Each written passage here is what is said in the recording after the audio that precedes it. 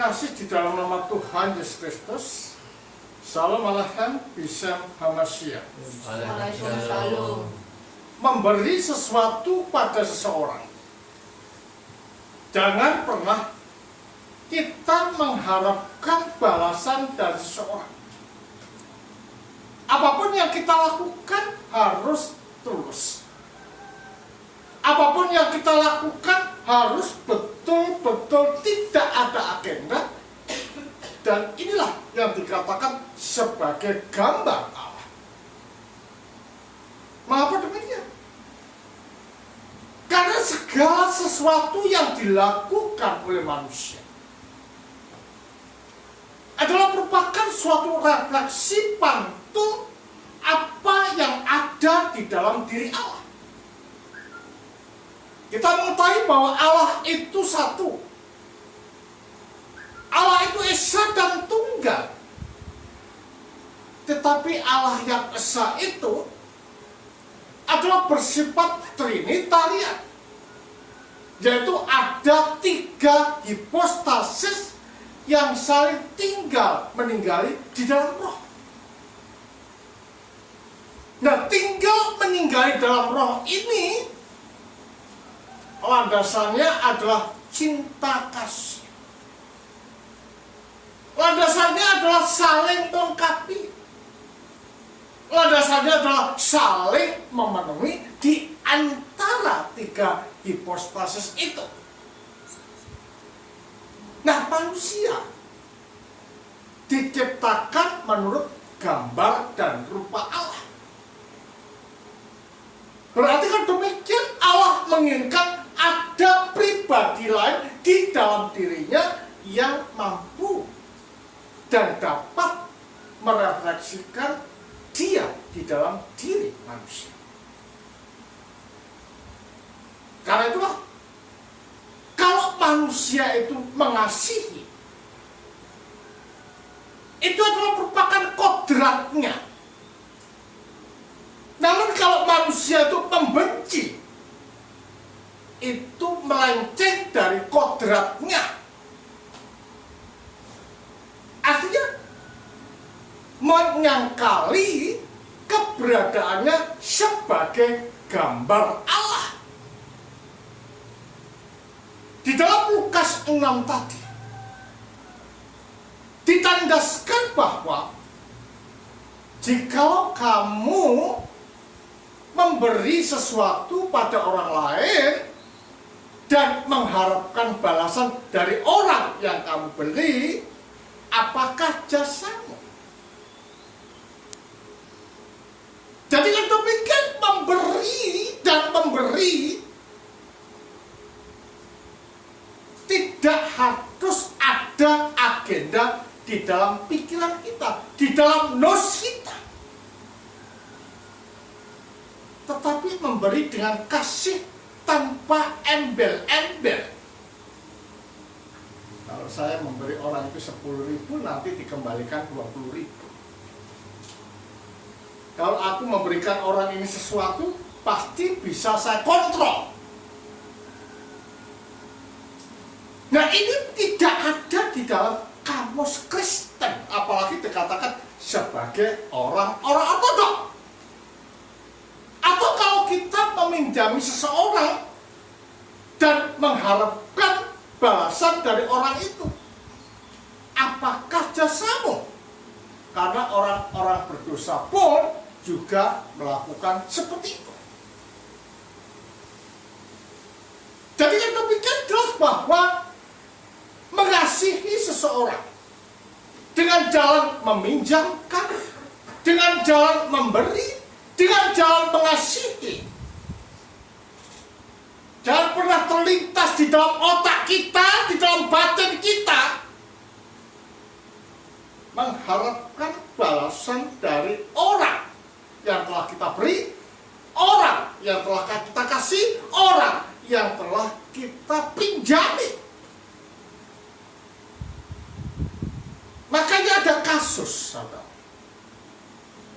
di dalam jemaat manapun, jika ada jemaat pinjam sama presbiternya atau pada imamnya,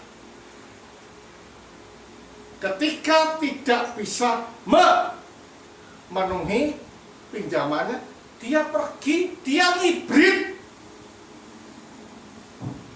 Nah, bagaimana caranya presbiter atau imam kalau ada umat seperti itu di dalam gereja? Jangan pernah kita meminjam, tetapi kita memberi, walaupun tidak sepenuh apa yang dia inginkan, tapi at least kita bisa menolong. Nah, dengan demikian kita ikhlas dan kita tidak akan mengharapkan apapun dari mereka yang telah kita beri sesuatu, tolong sesuatu. Bukankah ini sifat daripada Allah itu sendiri? Ketika dia melengkapi pada dirinya sendiri, tidak ada satupun dari 3 hipostasis itu yang mempunyai agenda. Agendanya satu, kasih. Agendanya apa? Keharmonisan. Agendanya apa? Persetujuan di antara 3 hipostasis di dalam kasih. Jadi kan demikian, mengasihi seseorang, meminjami dan berbuat baik itu jangan kita lakukan seperti orang-orang yang tidak percaya kepada Allah, orang-orang jahat, orang-orang yang hidup di dalam kegelapan. Tetapi apa yang kita lakukan ini dengan nus yang suci, dengan kalbu yang bersih, supaya outputnya itu betul-betul dapat menjadi rahmat, menjadi pencerahan, dan menjadi berkat bagi orang yang berdekatan dan yang kita tolong. Ini adalah merupakan suatu refleksi dan sebagai bukti bahwa kita ini adalah gambar Allah. Ya, adalah aneh jika kita dikatakan sebagai gambar Allah, menolong seseorang, meminjami seseorang, tetapi dalam otak kita ingin mendikte dan ingin mengontrol seseorang. Ini bukan sikap orang Kristen, tetapi ini adalah mental orang jahat. Karena dikatakan, apakah jasamu jika kamu memberi sesuatu, kamu mengharapkan orang lain untuk memberi sesuatu pada orang berdosa pun juga dapat melakukan hal yang sama. Jadi perbuatan-perbuatan baik yang kita lakukan ini adalah sesuatu yang harus dan tidak boleh kita lupakan, karena kita adalah refleksi pantul dari keberadaan Allah itu sendiri, dan kita adalah gambar Allah. Akan aneh kalau kita pelit, akan aneh kalau kita mengharapkan sesuatu dari orang lain, akan aneh kalau kita memberi dan mengontrol orang lain. Itu bukan sikap orang Kristen, dan itu bukan gambaran sebagai gambar Allah. Makanya dikatakan dan dibandingkan dengan penyembah berhala dan bait Allah. Mengapa? Ada perbedaan di sini. Kalau penyembah berhala adalah orang-orang yang hidup di dalam kegelapan dan tidak tahu kebenaran, tidak tahu terang, dan tidak tahu jalan menuju pada parang. Hidupnya gelap, menuruti nafsu daging, dan mengenakan pakaian kulit, seperti apa yang dikatakan oleh Milos. Nafsu, nafsu, dan nafsu yang diutamakan. Tetapi kalau kita dikatakan sebagai gambar Allah, image of God, tidaklah seperti itu. Hidup itu terterangi karena roh Allah melalui energi masuk di dalam batin dan jantung kita yang terdalam. Sehingga dengan demikian kita dibersihkan, kalbu kita diterangi, kalbu kita disucikan. Akhirnya yang keluar adalah cinta kasih. Akhirnya yang keluar adalah kesederhanaan. Akhirnya yang keluar adalah keramah tamahan, kerendah hatian, dan peduli pada orang lain. Jadi kan demikian jelas bahwa apa yang dikatakan oleh Paulus ini adalah untuk menegaskan bahwa kita berbeda dengan orang yang tidak percaya dengan Kristus. Hidup kita adalah memandang Allah dan mengandungkan hidup kita kepada Allah. Maka dikatakan, carilah kerajaan Allah dan kebenarannya, maka segala sesuatu akan diberikan kepadamu. Atau di dalam 1 3 terkatakan adalah akan menjadi milikmu, bukan ditambahkan. Mengapa? Kerajaan ini bukan gedung. Kebenaran juga bukan gedung. Kerajaan dan kebenaran itu adalah menunjuk pada sosok siapa? Sang Firman. Kalau kita mencari, merangkul dan masuk di dalam kehidupan Sang Firman, maka jagat ini akan diberikan. Segala sesuatu akan diberikan.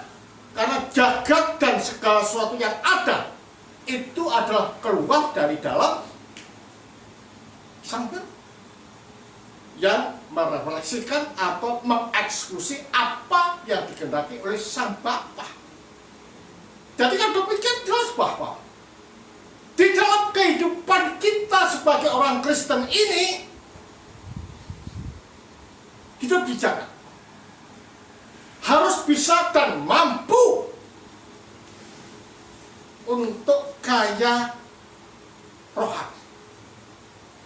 Maka dikatakan, kumpulkanlah harta di surga, ngengat dan karat tidak bisa merusakkannya, dan pencuri tidak bisa mencurinya. Artinya apa? Artinya Allah menginginkan kalbu kita yang terdalam itu suci, itu murni, dan itu baik. Sehingga dengan demikian dalam keadaan apapun kita tidak akan goyah. Dalam keadaan kaya kita tetap berjalan menapak di tanah. Artinya tidak arogan, tidak sombong, dan tidak merasa di atas everything. Tetapi kita tetap bersahaja sebagai manusia yang diciptakan menurut gambar dan rupa Allah. Makanya orang Kristen itu harus kaya hati, sehingga dalam keadaan apapun tetap setia, tetap kasih, dan tetap mengedepankan Allah di dalam hidupnya. Karena menyatu dengan Allah di dalam hidup kita ini adalah merupakan suatu jaminan. Apa jaminan? Kita dipertanggung, kita diselamatkan, dan kita dituntun pada kemuliaan yang ajaib yang menjadi milik Allah. Jadi kalau demikian, kehidupan orang Kristen ini bukan kehidupan yang hanya hidup tanpa tujuan. Tapi kehidupan orang Kristen adalah hidup dengan tujuan, menuju pada kesucian. Makanya jangan orientasi pada harta, tapi orientasikan hidup kita kepada Allah. Karena di sanalah penyucian kita, dan di sanalah letak kebahagiaan kekal yang disediakan. Prinsip kita adalah jangan pernah kendor untuk melakukan kebaikan, karena kebajikan itu adalah merupakan jaminan kita tidak takut menghadap Sang Allah. Kemudian bagi Sang Bapa, Sang Putra, Sang Roh Kudus. Amin.